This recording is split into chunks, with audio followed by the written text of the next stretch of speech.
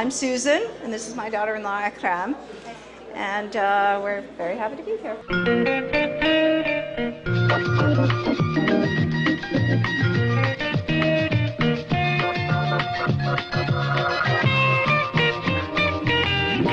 There are three things that are really important in Iran, and that's family and friends and food, and all of it happens together. It's very similar to Italian families or Jewish families where everyone gets together and it all revolves around food. So this is a breakfast. Yeah, it's a typical breakfast here. Just a feta cheese, and you can embellish it with a little bit of walnuts and tomatoes and sabzi, fresh herbs.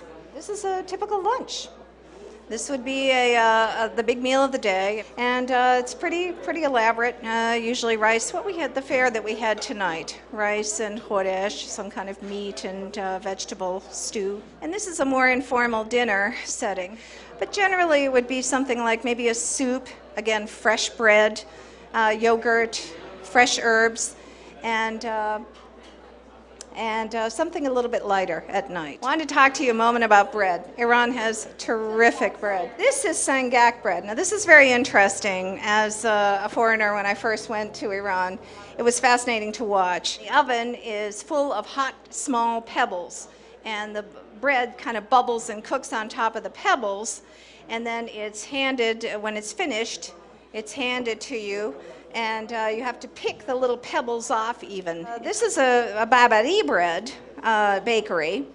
Now, bakeries cook just bread, and they're everywhere. They're like Starbucks here. They're in every corner, in every neighborhood, and people go and get fresh bread early in the morning before breakfast, at lunchtime, and at dinner. Bread is present at every meal. There's another thing that's present on every Iranian table, and that's yogurt or some form of yogurt. Here, kids are drinking milk all the time in the morning. There, people don't drink milk as often, but their dairy intake is primarily through yogurt and yogurt products. The next thing is sabzi, which is a fresh herb and combinations of fresh herbs, which is extremely prevalent in Iranian cooking. I was stunned when I first went to Iran because it was fascinating to me to see these little booths with sabzi up to the ceiling. And it's just enormous amounts of sabzi are consumed and used, both on the table in the fresh form and also in cooking. Bread, most, yogurt, and sabzi, fresh herbs. Very, very integral part of Iranian cooking. Now we're going to move along here and show you like I said, a typical Iranian meal. This is a very common meal and a very, very simple family fare. It's sort of the Iranian comfort food. It's called Kashk Bademjan or Kashk or Bademjan. Kashk is what just referred to. The yogurt base, it's a yogurt that is simmered and then strained, and it gives it a little bit of a depth of flavor and a kind of a creamy color. And Bademjan, which is eggplant, so eggplant and kashk. So this is the name of the dish. So we'll start by sauteing some onions and garlic. This garlic, by the way, is optional. You don't need to add it. We're real garlic lovers. We love to add garlic. The more the merrier. So the next step for this is to peel an eggplant. Eggplant's used a lot in Iranian cooking. Any of these grills like this would work.